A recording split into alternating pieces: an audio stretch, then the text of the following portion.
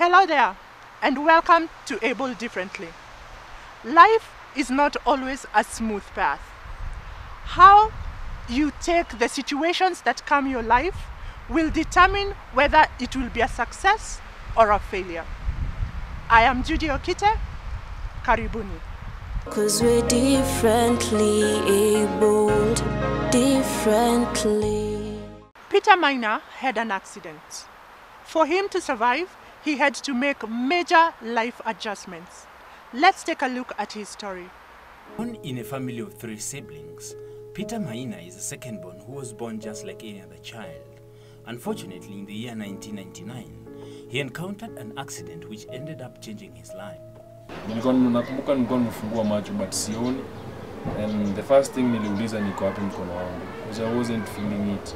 Nikaanza kuitafuta kabisa hadi nikiguza sisikii, ilikuwa isha kufa ganzi kabisa.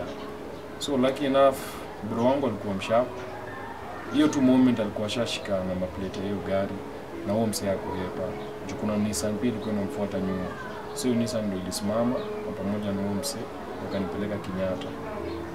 Nikapelekwa Kenyatta na nikafanywa x-rays, wakaona hakuna minor fractures ama hata major, kila kitu ilikuwa poa, ni mkono tu hiyo story ya nerves.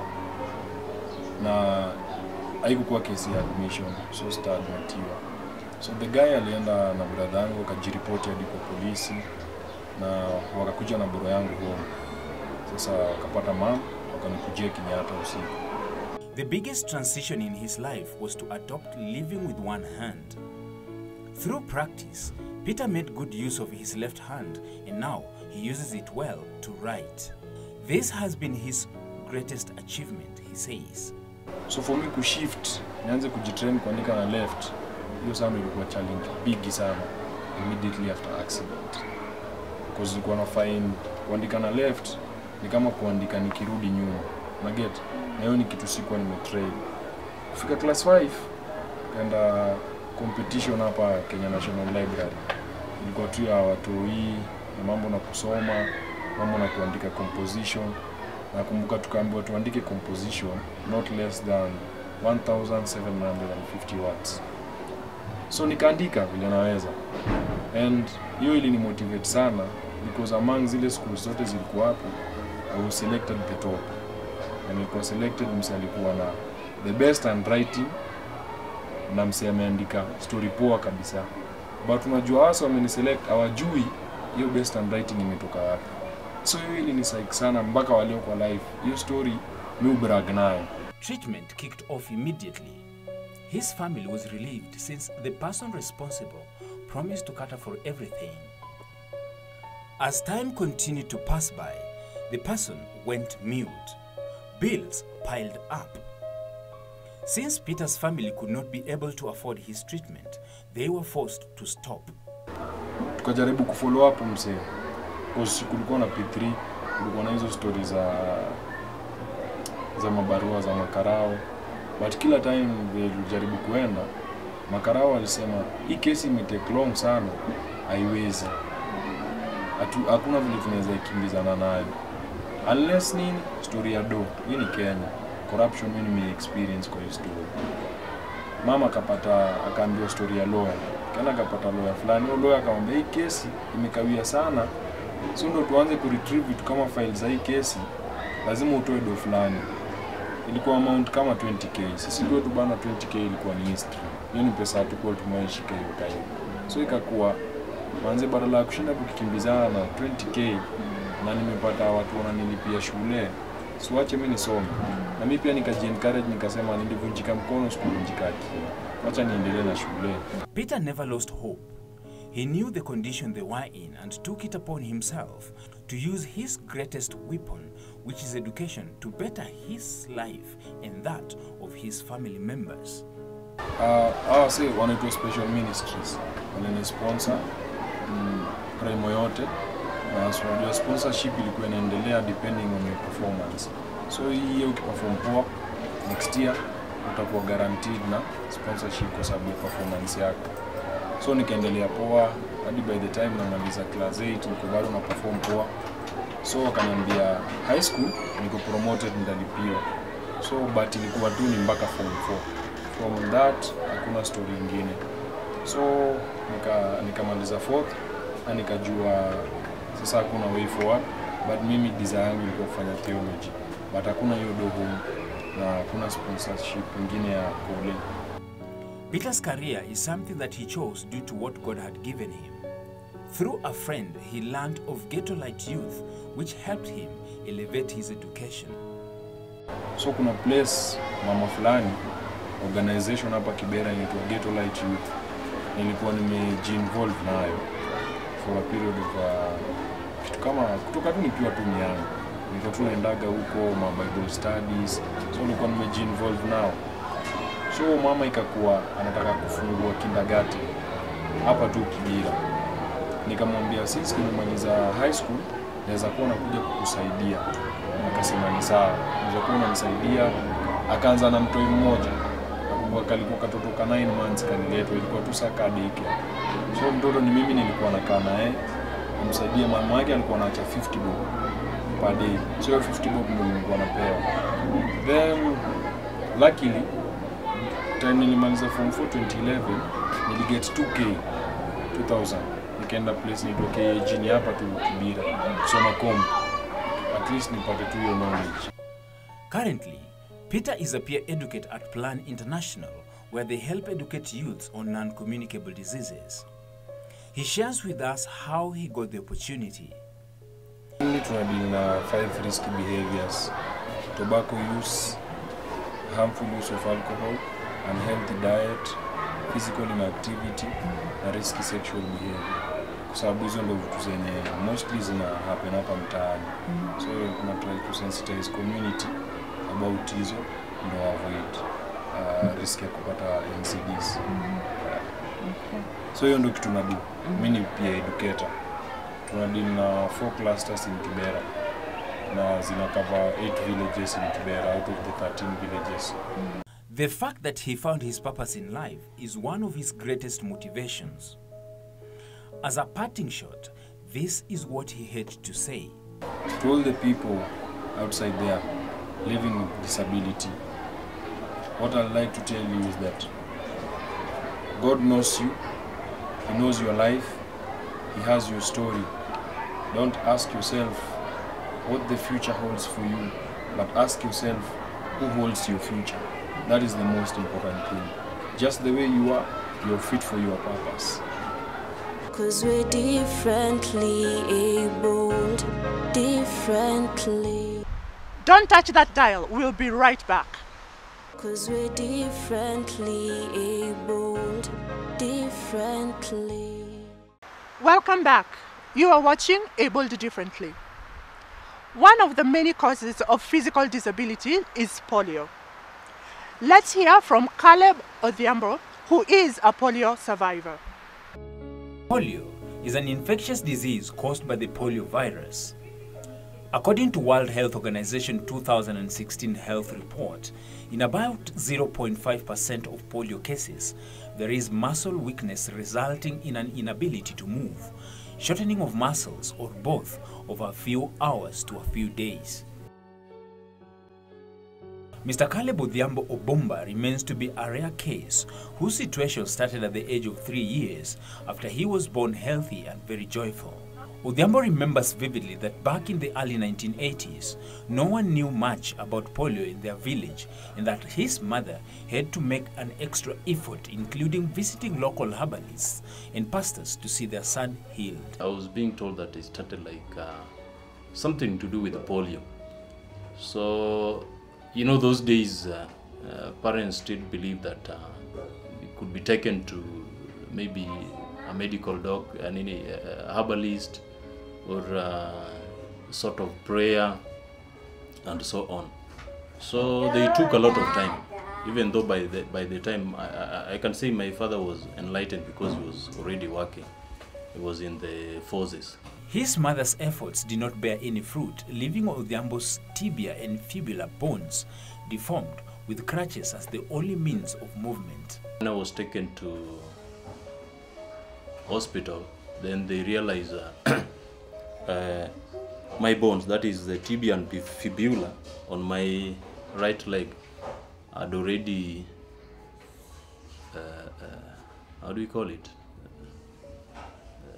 Had already developed a problem that could not now support me.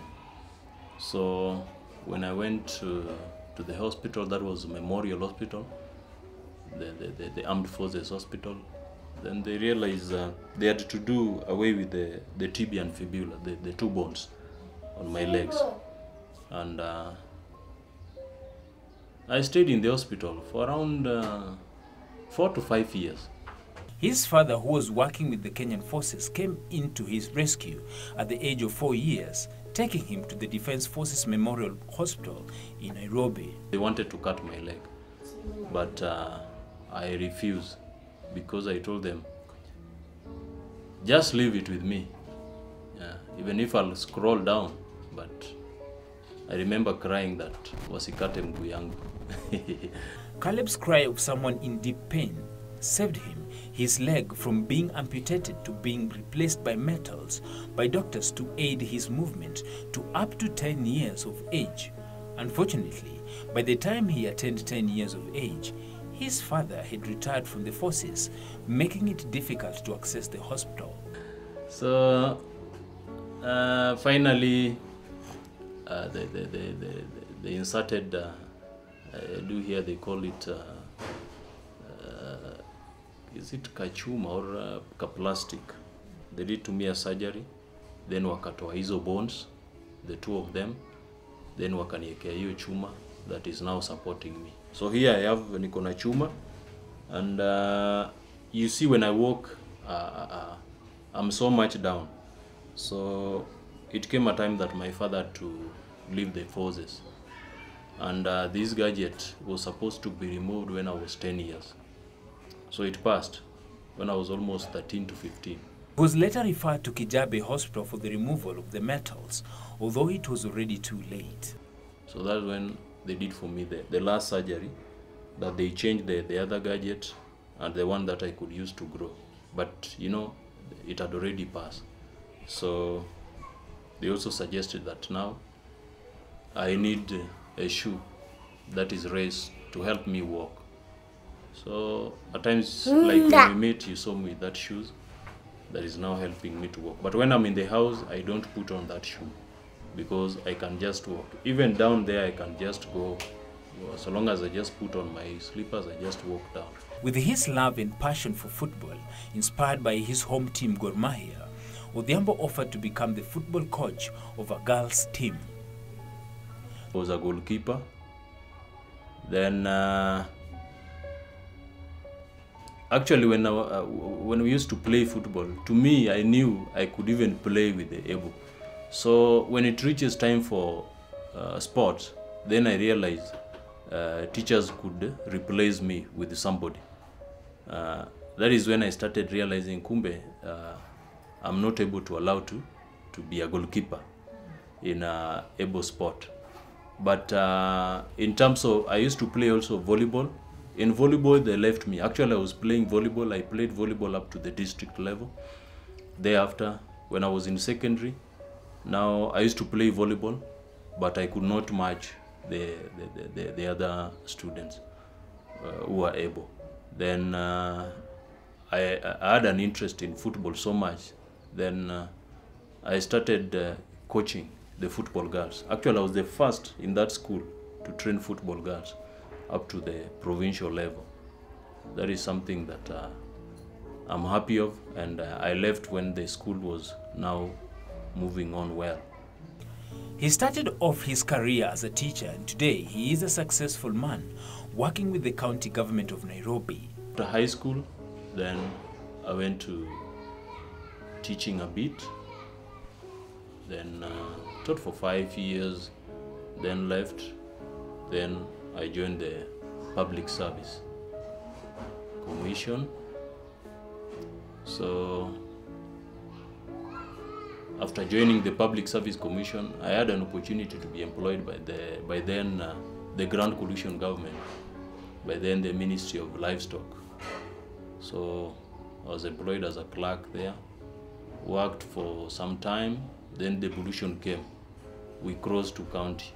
So when I went to county again, In the process, as I was working, I went back to university. Odhiambo is a dedicated family man, a true helper in the house, and a father of one son, Willis Smith, and the joy of his wife tells it all. Nampenda ako strong. He used to help me with house chores, the way you've seen, and he used to tell me to go to gym or to do some running with him, because he used to go each and every day, morning, jioni, he will go to the gym and do some of the exercise. Caleb also expresses his passion to help other people living with disabilities in various ways, including being trained as a sign language interpreter, calling upon parents not to hide their children with disabilities, and also about his personal initiative to inform others about the government helpful programs. I used to be a leader when I was back at home, but that was an organization for persons with disability. Mainly they were deaf. So I went to some of the programs to learn how the sign language, how I could communicate with them. And just like we're having an interview, I would be able to, maybe somebody talking, then I hear, then trying to write for somebody who is able to translate in sign language to help them. Odhiambo also challenged those who are able differently to stop being donor-minded, but instead focus on the differently godly given gifts in their lives. We started an organization for disabled, but it didn't work because the challenge we are receiving is people come in those organizations thinking that there's kind of a donor coming to help them. Then when they come and realize there's nothing like that, and there's a task calling them now to accept, and we need to do one or two things in able to survive, you see people disappearing now. Similarly, Odhiambo challenges different organizations tasked with supporting those who are differently abled to focus more on creation of awareness programs, especially in the rural areas where many people are yet to accept disability. You have to accept, I'm different with somebody who got an accident. There is a challenge that even I've seen in the society. Get somebody got an accident, is now a disabled. But in the real sense, this person cannot accept that he's a disabled. Actually, I normally joke with some people, I tell them, this is a person who should not be an official, maybe even in this organization for disabled. Because this is a person who can still sleep and dream that he was riding on a bicycle. Of course, me, I normally ride a bicycle. Yeah, I do it. But is somebody who can still dream that he was doing all the things with his legs or hands and so on. He's still not believing that he's now a disabled. But to me, I came to live is like I was born like this, though it started when I was 3 years. But you see, at that age, it forced me now, not even forcing me, I lived knowing that I'm a disabled. 'Cause we're differently abled, differently. Jeremy's mother faces many challenges, but when it comes to her son, she gives her all. Jeremy, who is now 5 years old, was born at St. Mary's Mission Hospital and was diagnosed with a condition on 1st May 2014 that resulted into him getting cerebral palsy. My son is Jeremy Jarara, and he was born at St. Mary Mission Hospital, Langata Road, and was diagnosed with severe renal birth asphyxia. No, this was due to the prolonged labor that we had on the evening of April 31st, because he was born on 1st May 2014. Jeremy was then taken by his mother to different hospitals for physical and occupational therapy. I was given an appointment by the doctor a week earlier. A week after we were discharged. So he was the nutritional advice I was given from the Mama Lucy Kibake. They have a free therapy sessions there. I usually take Jeremy for like a whole 1 year. And I got to know they also have facilities for nutrition.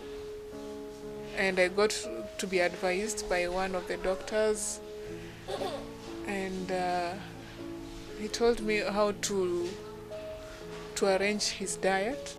Jeremy's mother has been getting a lot of help from her parents and sisters in anything she needs to be done. In case of any support I need from anyone, I can only rely on my parents. I have my parents with me. I have my sister also. And also friends and family, relatives, other relatives, an uncle, yes.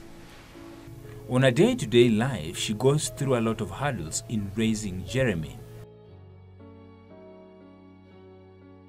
Financial challenges that come up when maybe medications are needed, and what you have, it's less than what you, because the kid, what you earn, because the kid needs the food, his basic needs to be the clothing, the housing that needs rent, and the rent that also comes together with the electricity and other maintenances that come in hand in it inside the houses, and also the food, especially food, because man can never live without food. Yeah? So financial challenges becomes difficult, especially right now. He needs a wheelchair. He needs a guardian, as in a helper, who he can trust to hold on everything that he wants, who can understand him. He needs learning, a teacher who can teach him as speech therapists. Yes. He also needs other guarding materials that will help him just to have support on his own, and so that he can also behave like normally like other kids, because for him it's not easy. It's not so easy. It's not easy for him to see other kids running around, and he's not. Yeah, he's just there lying down. He's just there laughing, enjoying it. But I enjoy the kids because he also enjoys the kids, because they usually appreciate him. They don't know why he's just sleeping there, but they're just there playing with him, surrounding him. Because usually at times I have a daycare that allows me to leave my kid, then I can go to work. Yeah. So those are the challenges. I don't think God, it's only God who can give you strength for such a parent, for a single mother who is only depending on only one salary earning, a monthly salary earning. So those are the challenges mostly. Jeremy's mother feels more needs to be done by the government in helping persons living with disabilities. The government of Kenya, for now, free schools for the public, it's available to all students who are using the facilities of the public schools. what they could make available also is for these kids, the kids who have cerebral palsy, not only those who are deaf, dumb, blind, not only those schools peke yake. They should also create a cerebral palsy school for the public. Right now, we are creating an awareness for them to know that we are willing to go for the schools that they will create. We're giving them the chance, the government also. We're giving it the chance to come up with the cerebral palsy schools for them not to suffer at the end of it all. They also need education. No one who doesn't want education at the end of this life. Our adolescent stage, our for all those stages, they need education for them to just be aware of what to expect. Yes. Yeah, I would advise the government also to be observant to the cerebral palsy team. Despite the many challenges that she faces while trying to raise Jeremy, she still loves him and cares about him so much. You all know mothers will never give up to their kids. So just like I'm a mother to Jeremy, you can never give up to your kid. You can never, kabisa. You have to continue striving and hoping that one day something good will come up and he will rise, become someone else, or think about how you will understand his condition and just know how to manage his condition and get a trainer who will manage his condition also, because it's not easy for a normal person to just come and handle your kid that way. As a parting shot, this is what she had to say to those living with disabilities. Let's come out. Let's come out as one. As always, we've been meeting each other in the cerebral palsy schools that are private, so that we can create an awareness that we need these facilities to be free. Cause we're differently abled, differently. Let's take a look at the UN Convention on the Rights of Persons with Disability. Article 6 of the UN Convention states that state parties recognize that women and girls with disabilities are subject to multiple discrimination, and in this regard shall take measures to ensure the full and equal enjoyment by them of all human rights and fundamental freedom. Disability can get you anytime, anywhere. When it does, it is easier when you accept it. Remember, you are your best advocate. If you look down on yourself, people will look down on you. When you walk with your head held high, people will treat you with respect. That is our tip for the day. Until next week, it is me, Judy Okite. Kwaherini.